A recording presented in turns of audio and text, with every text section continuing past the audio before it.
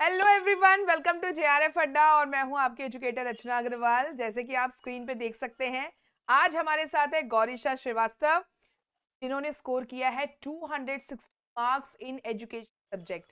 JRF holder है ये और जेआरएफ अड्डा की स्टूडेंट है। चलिए आज हम इन्हीं के द्वारा समझेंगे कि भाई इन्होंने 216 मार्क्स कैसे स्कोर किया है। और बता दो, आपको पहले अटेम्प्ट में स्कोर किया है। तो चलिए सुनते हैं गौरीशा के। गौरीशा ही बताएंगी कि उन्होंने कैसे स्कोर किया है। कॉन्ग्रेचुलेशन गौरीशा। चलिए सुनना चाहेंगे आपसे। Okay. Thank you, ma'am. Good evening, ma'am. And hello to all my UGC aspirants. I am Gorisha Srivastava from Kanpur. Currently, I am pursuing my MA and I'm in my third semester of MA. और मैंने अपनी JRF अड्डा की जो journey है वो लगभग जुलाई के समथिंग स्टार्ट की थी। और मैंने सबसे पहले अपने सेकेंड सेमेस्टर में, जब मैं थी एमएड सेकेंड सेमेस्टर में, तो मैंने जेआरएफ अड्डा की पहली क्लास तब देखी थी। तो क्योंकि हमारे जो सिलेबस है उसके अकॉर्डिंग पर्टिकुलर कोई हर एक सब्जेक्ट की बुक्स वगैरह नहीं अवेलेबल है। हर एक बुक में कोई सारा कंटेंट नहीं मिलता है। तो ये था कि कहाँ से पढ़े, एक कोई बुक भी ले लेंगे तो उससे मेरा सिलेबस कंप्लीट नहीं हो पाएगा। तो फिर ये सोचा कि कोई यूट्यूब चैनल हो जो हमें सपोर्ट कर सके, हमारे सिलेबस में हमारी चीजें जो है डाउट्स वगैरह चीजें सॉल्व हो सके। तो बहुत सारे यूट्यूब पे चैनल थे, कई कई सारी चीजें मैंने एक्सप्लोर करी, समझी, जानी। फिर रचना मैम का कंटेंट देखा तो बहुत अच्छा लगा, कंटेंट समझ में आया, टू द पॉइंट काफी लगा। तो फिर मैंने वहां से पढ़ा, अपने एमएड सेकेंड सेमेस्टर के एग्जाम पे मैंने वहां से पढ़ा। तो और उसके बाद फिर ये हुआ, दिमाग में ये आया कि हाँ, नेट का एग्जाम देना है और इस बार ही देना है, क्लियर करना है, पहले बार में ही क्लियर करना है। क्योंकि ये था कि थर्ड सेमेस्टर थोड़ा इजी पड़ता है, सिनॉप्सिस वगैरह हो जाती है सेकेंड सेमेस्टर तक, तो थर्ड सेमेस्टर में असाइनमेंट्स वगैरह भी कम रहती है और डेजर्टेशन का काम भी इतना नहीं रहता है, फिर वो फोर्थ सेमेस्टर में करना रहता है। तो ये था कि थर्ड सेमेस्टर बहुत ही क्रूशियल टाइम था उस समय, बहुत ही लग रहा था कि ये समय है तो इसी समय को सही से यूटिलाइज कर ले और पहले ही अटेम्प्ट में हो जाए सारी चीजें। तो फिर मैंने काफी एग्जाम देने के बाद फिर मैंने काफी ढंग से इस चैनल को और एक्सप्लोर किया, बाकी सारे टीचर्स की क्लास देखी, स्पेशली आदिति मैम की क्लास देखी, रिसर्च उनका देखा, रचना मैम की और क्लास देखी, और फिर ये फाइनली एक दो लोग से और थोड़ा डिस्कस करके ये डिसाइड किया कि मुझे पेड बैच इसका लेना है। तो मैं लेट हो गई थी ऑलरेडी, क्योंकि जुलाई में बैच शुरू हो चुका था और मैं लगभग ऑलमोस्ट 1.5 मंथ का मेरा रह गया था चीजें, इसके मतलब छूट गई थी सारी चीजें ये। तो मैंने मिड अगस्त के समथिंग मैंने बैच जो था परचेज किया था। लेकिन उसके बाद भी मैं प्रॉपर तरीके से टाइम नहीं दे पाई, 15 दिन काफी प्रॉपर तरीके से टाइम नहीं दे पाई उसको। मतलब एक दो क्लास देखती थी क्योंकि स्टार्टिंग से करना था, तो सारी चीजें तो एक दो क्लास देखती थी और ज्यादा नहीं हो पाता था। मेरा घर पे था तो डेटा भी मेरा खत्म हो जाता था, क्लासेस देखने में हो जाता था खत्म। तो फिर ये हुआ कि नहीं, ऐसे तो काम नहीं चलेगा, सारी चीजें रह जाएंगी। तो फिर मैंने जो था कि फिर मैंने लाइब्रेरी ज्वाइन करने का सोचा। तो फ्रॉम द 1 सितंबर मैंने जो था लाइब्रेरी ज्वाइन कर ली थी। तो 1 सितंबर से फिर मैं रेगुलर लग गई। फिर मैंने जो मतलब फिर मैंने कुछ भी आगे पीछे नहीं देखा, मैंने 6 आवर्स का जो था स्लॉट लिया था, अपना मॉर्निंग स्लॉट लिया था। और क्योंकि मैं शाम को थोड़ा बिजी रहती हूँ, शाम को मेरे ट्यूशंस वगैरह रहते हैं, कोचिंग्स वगैरह रहती हैं, तो वो मैं लेती हूँ। तो इस वजह से शाम का स्लॉट ना लेने की वजह से सुबह का ही लिया था। तो मैं सुबह मॉर्निंग में ऐसे ही 9-10 बजे के समथिंग चली जाती थी और 5 बजे तक मैं घर आ जाती थी, 5 साढ़े 5 तक का मेरा स्लॉट था। तो उस ड्यूरेशन में सबसे पहले तो मैंने क्लासेस कवर की, सबसे पहले अपने सब्जेक्ट की क्लासेस कवर की और पेपर 1 की भी क्लासेस साथ ही साथ चीजें देखती थी। यूनिट 1 से शुरुआत किया और उसमें पेपर 1 में मैंने आईसीटी से शुरुआत की थी देखना। तो इसके बाद फिर ये रेगुलर, और मैं हर क्लास यही करती थी, उसको 1.5x की स्पीड से या फिर 2x की स्पीड से देखती थी, क्योंकि ऑलरेडी मैं काफी पीछे थी। ऑलरेडी मैंने काफी कुछ कवर, मैं जब मैंने ज्वाइन किया था तो ऑलरेडी यूनिट 3 यूनिट 4 हो चुकी थी। तो इसलिए ये था कि स्पीड में करनी सारी चीजें। और मैं एक चीज और स्पेशल ये था कि मैं कभी भी कोई पीडीएफ डाउनलोड नहीं करती थी। मैम ने जो क्लास दी वो मैंने भले 1.5x या 2x की स्पीड से देखी, और जहां मुझे जो चीज नोट करनी रहती थी मैं पॉज करके वो तुरंत नोट कर लेती थी, अपने नोट्स साथ साथ बनाती थी क्लास के। कोई पीडीएफ डाउनलोड नहीं करना था मुझे, और मैंने मेरे फाइल्स में एक भी पीडीएफ डाउनलोड नहीं थी। मैं सारे नोट्स साथ ही साथ मैम जब पढ़ाती थी उसी के साथ सारे नोट्स बनाती जाती थी। भले मुझे वो 1 घंटा क्लास में 2 घंटा लग जाता था, बट मैं साथ साथ ही नोट्स बनाती थी। और सबसे पहले ओरिएंटेशन क्लास देखी थी तो मैम ने सारी स्ट्रैटेजी शेयर की थी उसमें कि हर एक यूनिट की एक कॉपी बनानी है, तो मैंने वही फॉलो किया था, हर एक यूनिट की कॉपी बनाई थी और उसी को हर एक यूनिट के अकॉर्डिंग उसको कवर किया था चीजें। ये तो मैम उसके लिए था, अपने पेपर 2 के लिए था चीजें। और पेपर 1 में आईसीटी की भी मैंने वैसे ही कॉपी बनाई थी जैसे पेपर 2 के लिए बनाई थी, हर एक यूनिट की। तो आईसीटी से शुरुआत की थी, तो आईसीटी मैम आदिति मैम का पढ़ाने का तरीका बहुत अच्छा लगा था। वो जो था पपलू और चपलू वाला जो एग्जाम्पल्स देती थी, वो बहुत ही मुझसे बहुत ज्यादा फैमिलियर हो जाते थे हम लोग चीजों से, कॉन्सेप्ट से। लगता नहीं था कि इतने टेक्निकल कॉन्सेप्ट हम लोग पढ़ रहे हैं आईसीटी में। और अगर मैं बात करूं अपने पेपर 1 की, तो मुझे मेरी वीक पोर्शन भी जो था वो थोड़ा आईसीटी था और थोड़ा सा कहेंगे कि हाँ रीजनिंग, लॉजिकल रीजनिंग वाला पोर्शन, क्योंकि काफी सारी चीजें नई थी और हम सबके लिए जो था इंडियन लॉजिक तो सबके लिए नया है। तो इंडियन लॉजिक मैंने लास्ट में पढ़ा था, लेकिन क्योंकि मैंने उस पर ज्यादा पहले ध्यान नहीं दिया। पहले मैंने आईसीटी कवर की और थोड़ा सा चीजें मैंने हायर एजुकेशन कवर किया, क्योंकि काफी ब्रॉड सिलेबस है हायर एजुकेशन का। और ऑल्दो मैंने सबसे पहले सबसे इन सब चीजों से पहले मैंने अपना सिलेबस प्रिंट करवा करके अपने पास रखा था। मैं हर एक क्लास के बाद अपना सिलेबस देखती थी, उसको देखती थी कैसे क्या चीजें कवर कर रही है, क्या चीजें मेरी छूट रही है, तो उन्हें मैं सर्कल करके रखती थी कि हाँ ये चीजें छूट गई हैं, इनको दोबारा कवर करना है। मैम सही अच्छा, बोल रही मुझे हो ना? हाँ, नहीं नहीं, बिल्कुल सही चल रहा है। गौरीशा, मुझे एक बात बताओ कि पेपर हाँ। 1 में तुमने बताया आईसीटी से स्टार्ट किया, लॉजिकल रीजनिंग तुमको टफ लगता था, तो तुमने एक तरह से देखा जाए टफ यूनिट्स को पहले टच किया है ना।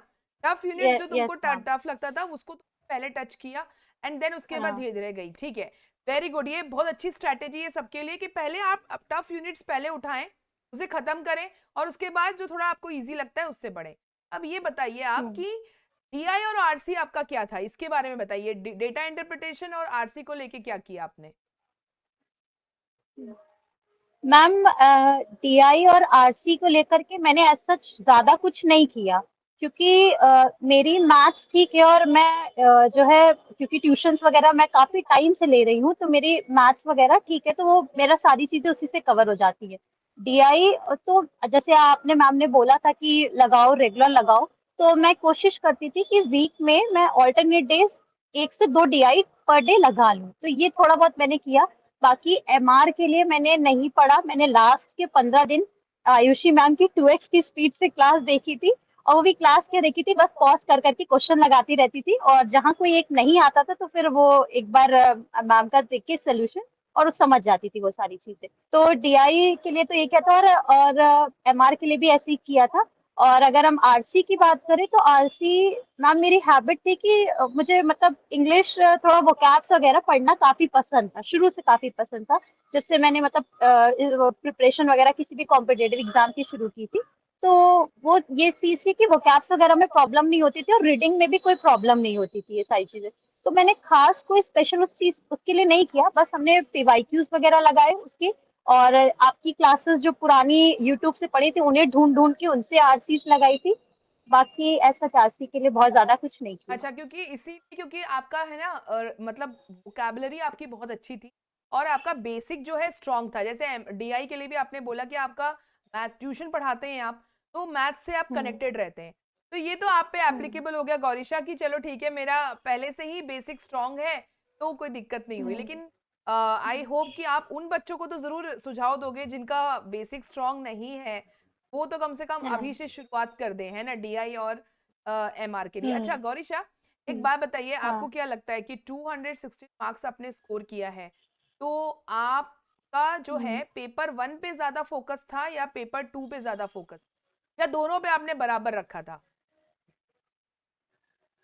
ऑनेस्टली मैम मैंने लगभग ऑलमोस्ट इक्वल टाइम दिया। इक्वल टाइम इसलिए क्योंकि पेपर 1 की research unit, teaching aptitude unit और हायर एजुकेशन ये कॉमन है हमारे पेपर 2 से।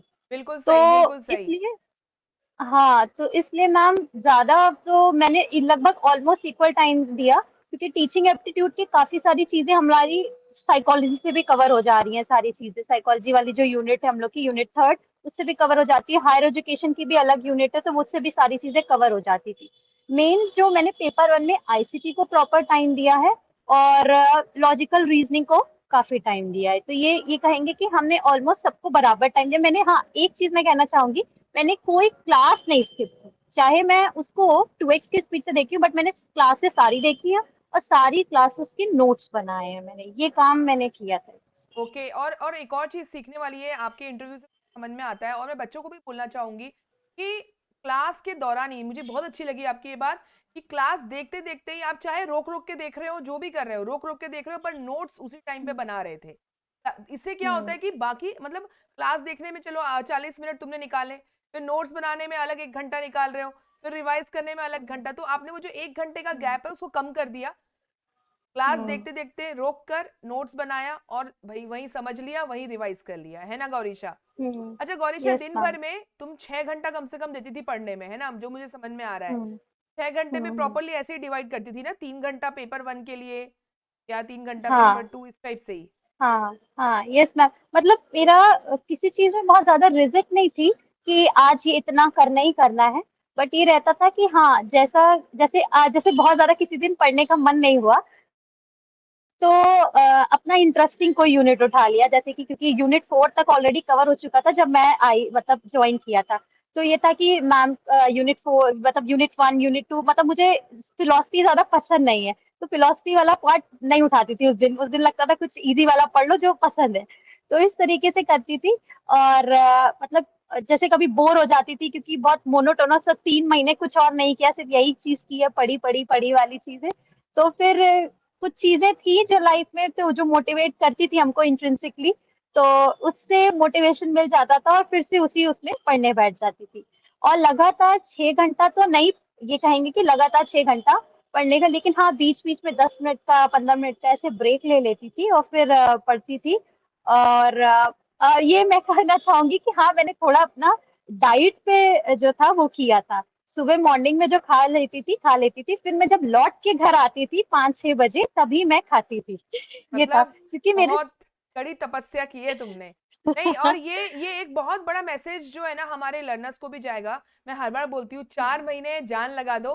तुमने तो उसको सिद्ध कर दिया, जान लगा दी तुमने। 3 महीने में तुम, देखा जाए तो तुम्हारी 3 महीने की प्रिपरेशन है ये, और यस तीन मैम। महीने यस में मैम। एमएड के 3rd सेमेस्टर में रहते हुए तुमने जो है जेआरएफ निकाल लिया। टेंशन फ्री हो गई हो तुम, है ना गौरीशा? अच्छा गौरीशा, एक यस बात मैम। तुमने देखी होगी, हमारा कट ऑफ इतना हाई गया है। अब मैं तो यही बोलूंगी, आपके जैसे स्टूडेंट्स के कारण ही कट ऑफ इतना हाई चला गया है। तो गौरीशा, कुछ ऐसे बच्चे भी हैं जो 1-2 क्वेश्चन से रह गए, एक क्वेश्चन से रहने वाले भी बच्चे हैं जो जेआरएफ से रह गए, या नेट क्लियर नहीं हुआ, उनके लिए एक लास्ट में एक मैसेज दे दो कि क्या मैसेज देना चाहती हूँ, कि थोड़ा सा ना एक डिमोटिवेशन आ ही जाता है। और कुछ लोग ऐसे भी जिनके 3 बार नेट निकल रहे हैं, जेआरएफ नहीं निकल रहे हैं, है ना, तो उन बच्चों को क्या हम्म। देना चाहोगी मैसेज? हम्म। मैं ये कहना चाहूंगी कि अपना जो भी, पहले तो जो रिस्पॉन्स शीट आई है, जैसे मैम ने भी ये चीज सजेस्ट की, पहले जो रिस्पॉन्स शीट आई है उसको अच्छे से एनालिसिस करें कि आपने क्या किया है, और आपके कौन कौन से क्वेश्चन गलत हो रहे हैं, उससे रिलेटेड कॉन्सेप्ट्स को अच्छे से क्लियर करें। कोई सिली मिस्टेक हुई है तो सिली मिस्टेक पे उस पे काम करें, उन चीजों को। और क्योंकि मतलब ये अगर एक क्वेश्चन से रह जाना, मतलब कि आपका सिलेक्शन था, आप पोटेंशियल है, और आप थे, बस वही है कि लक नहीं उस समय साथ दिया, तो वो एक क्वेश्चन से नहीं हो पाया, वही चीज कहेंगे। तो वही चीज है कि अपने रिस्पॉन्स शीट को अच्छे से एनालिसिस करें, और बिल्कुल भी हार ना माने इस चीज के लिए, क्योंकि अ, ये मौके, वही चीजें बार बार नहीं आते। अगर एक क्वेश्चन से रहा है तो नेक्स्ट बार पक्का है कि आपका होना ही होना है, डेफिनेटली है। तो उसी उसी डेडिकेशन के साथ इस बार भी तैयारी करें, और डेफिनेटली उनका होगा ही होगा, ये चीज है। Thank you so much Gaurisha. अब एक लास्ट क्वेश्चन बस तुमसे पूछूंगी, क्या है तुम्हारा फ्यूचर होगा, मतलब फ्यूचर बोलते ना, मैम जेआरएफ भी हम्म। हो गया, अब तो तुम्हारा एमएड भी कंप्लीट नहीं हुआ है, तो आगे हम्म। पीएचडी में ही जाना चाहोगी, research scholar? Yes. Yes ma'am, ये तो है कि पीएचडी में ही जाना है। और अभी तो मेरा डेजर्टेशन काम चल रहा है, लेकिन मैं साथ ही साथ कई सारी सेंट्रल यूनिवर्सिटी को थोड़ा एक्सप्लोर कर रही हूँ, देख रही हूँ, समझ रही हूँ उनका पीएचडी में लेने का प्रोसेस क्या है, क्या उनका एलिजिबिलिटी क्राइटेरिया वगैरह है, कब उनके फॉर्म्स आते हैं। तो ये सारी चीजें मैं जो है फॉलो कर रही हूँ थोड़ा उन यूनिवर्सिटीज को, और थोड़ा प्रपोजल के लिए भी टॉपिक ढूंढ रही हूँ कि कैसे क्या करना है, क्योंकि जो मेरा डिसर्टेशन का टॉपिक है वो मैं पीएचडी के लिए नहीं रखना चाहती हूँ। मैं थोड़ा सा जो ऐसी चीज, क्योंकि मुझे साइकोलॉजी में इंटरेस्ट है, तो मैं चाहती हूँ कि साइकोलॉजी से, और जो टेक्नोलॉजी आजकल जैसे एआई का जमाना है काफी, तो एआई भी तो हमारी साइकोलॉजी के अकॉर्डिंग ही काम कर रहा है। तो इसलिए मैं ऐसा कोई टॉपिक सेलेक्ट करना चाहती हूँ कि जो आज के लिए, मतलब जो आज की काम आए और फ्यूचर भी काम आए, फ्यूचर के लिए भी क्या वो बात है, काम आए। क्या बात है Gaurisha, very good and all the best for your future. और ऐसे ही नाम हम्म। रोशन करो अपने मम्मी पापा का। और देखा है मैंने तुमने मैम मैं तुमने। थोड़ा और कुछ बोलना चाहती हूँ। हाँ हाँ, बोली बोली बोली बोली गौरीशा, बिल्कुल हाँ, बोलिए। मैं ये कहना चाहती हूँ कि मेरी ये 3 महीने की जर्नी थी। मैंने ऑनेस्टली मैंने ये नहीं पहले स्टार्टिंग में सोचा था कि मुझे लगा था कि हाँ मेरे अंदर इतना पोटेंशियल है कि नेट तो हम पहले अटेम्प्ट में हो जाएगा। लेकिन क्योंकि इतना कम टाइम मिला, ये था टेंटेटिव डेट्स थी कि 6 से 21 के बीच होना है, और हम लोग का शुरुआती में पेपर हो गया, 8 को ही हो गया पेपर। तो ये था कि पहले 2.5 महीना तो मैंने लगभग मिड नवंबर के समथिंग तो सिलेबस ही कंप्लीट किया है। जब मैम रिसर्च यूनिट शुरू करने वाली थी तब तक मैंने सिलेबस मैम के बराबर तक मैं आ गई थी, ये सारी चीजें थी। तो ये था कि तब तक सिलेबस कंप्लीट है, फिर साथ साथ मैम की रिसर्च पढ़ी। मैम इतना बोलती थी कि लाइव आओ लाइव आओ, मैंने आज तक मैम की कोई लाइव क्लास नहीं देखी। हमेशा भले मैम पढ़ा देती थी चाहे उसकी 10 मिनट ही बाद, लेकिन मैं उसको फिर 1.5x या 2x की स्पीड से उसको लगा के देखती थी, साथ में नोट्स बनाती थी, ये चीज करती थी। मतलब ये चीज के लिए मैं सॉरी बोलना चाहूंगी कि मैं लाइव नहीं आ पाई कभी, मतलब ये था कि मुझे कवर करना था सारी चीजें। तो ये किया, फिर जैसे दिवाली हुई, दिवाली में 4-5 दिन का थोड़ा सा गैप हुआ। फिर मैंने जो था कि फिर डेट्स आ गई कि 8 तारीख को ही होना एग्जाम, ये सारी चीजें थी। तो फिर मैंने सिर्फ उसमें पीवाईक्यू लगाए और मॉक टेस्ट लगाए, और जो यूनिट साथ साथ मैम पढ़ा रही थी उसको पढ़ाए। और मतलब बहुत रिवीजन भी नहीं कर पाई, क्योंकि इतना टाइम ही नहीं मिला रिवीजन करने का। हर यूनिट को शायद एक बार ही रिवीजन कर पाई होंगी, मतलब बहुत थॉरली, बहुत ज्यादा डिटेल में ये चीज नहीं कर पाई। बस मैंने फोकस किया प्रीवियस ईयर लगाने में, और एक चीज मैंने और की थी, पीवाईक्यू लगाते टाइम जो क्वेश्चन मेरे गलत होते थे उनका मैं स्क्रीनशॉट ले लेती थी, और उनसे रिलेटेड जो भी डिटेल होती थी उनका स्क्रीनशॉट लेकर के एक एल्बम बना लिया था उसका अपने फोन में। वो आज भी एल्बम मेरे में है, वो उसको मैं एक जगह स्टोर करके रखती थी। और और ये करने के बाद फिर सारी चीजें, मतलब मॉक टेस्ट लगाती थी, मॉक टेस्ट में जो चीजें गलत होती उसके लिए भी यही चीज करती थी। और मॉक टेस्ट में भी ठीक ठाक मेरा स्कोर 228 मैक्सिमम मुझे याद है गया था। तो मतलब ये होता था, ये लगता था कि हाँ तैयारी ठीक चल रही है, ये फील होता था कि हाँ अंदर से कि हाँ तैयारी जो है सही है, चल रही है। फिर आगे यही चीज है। और बस ये, फिर ये मतलब हम ये कहना चाहेंगे कि अंदर से इंट्रिंसिकली मोटिवेट होना बहुत जरूरी है। मतलब लाइफ में चीजें अप्स एंड डाउन्स आते रहते हैं, कई सारी चीजें, लेकिन क्योंकि मैम ऐसा बोल रही हैं या हम मैं ऐसा बोल रही हूँ, ऐसा मतलब वो नहीं होना चाहिए। जो मतलब एक्सट्रिंसिकली मोटिवेटेड होते हैं वो चीज टेम्परेरी होती है, वो चीजें खत्म हो जाती हैं।